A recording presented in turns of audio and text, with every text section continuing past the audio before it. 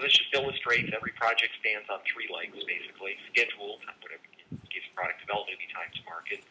Schedule, whatever the due date is. The scope of work involved and the resources that are available. And often this reflects the priority of the project within a multi-project environment.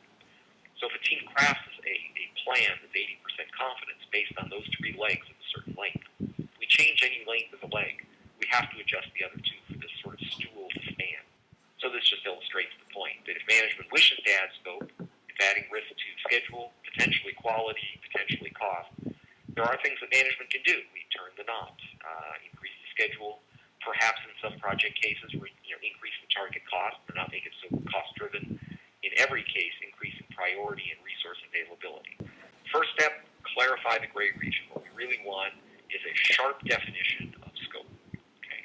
And in some cases, you may even have to say, this is explicitly excluded from the project and get stakeholders to agree that that's not part of the scope. So that's the first step. Take project scope, turn it into a set of deliverables. Now, once we've done that, this is a cross-functional team activity. Literally, we sit with Post-it notes and write down deliverables that we need to create.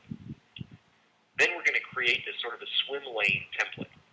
This I typically, just from a facilitation standpoint, it's butcher paper, white butcher paper on the wall, stretched across the wall of the conference room.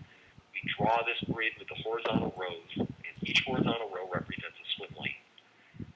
A person, or at least a role on the team, owns each swim lane. So there's a name we can put associated with each swim lane.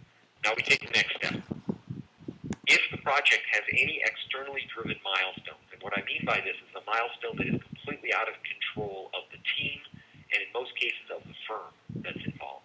An example of this in product development would be the trade show, where you have to show up on August 15th with samples, and if you're not there, you're square. I think we're All right, good. let's move on. So now step 3. So we have our basic scope up on the board, and we've kind of organized it roughly based on external milestones, if any. Now we do the hard part, which is where we ask each swim lane owner to look at the scope of their deliverables within their swim lane and estimate what the duration would be of the tasks or tasks necessary to create it.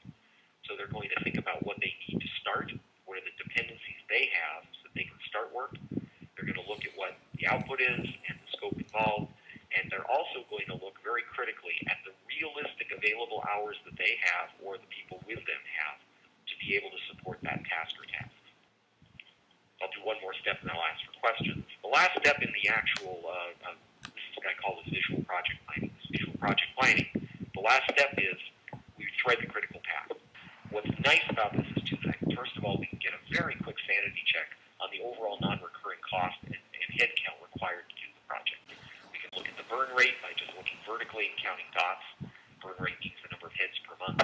We can look horizontally and determine budget for each swim lane. And summing either rows or columns will give us the overall non-recurring investment, just multiply by a full-time equivalent. So the physical boards are unquestionably more effective.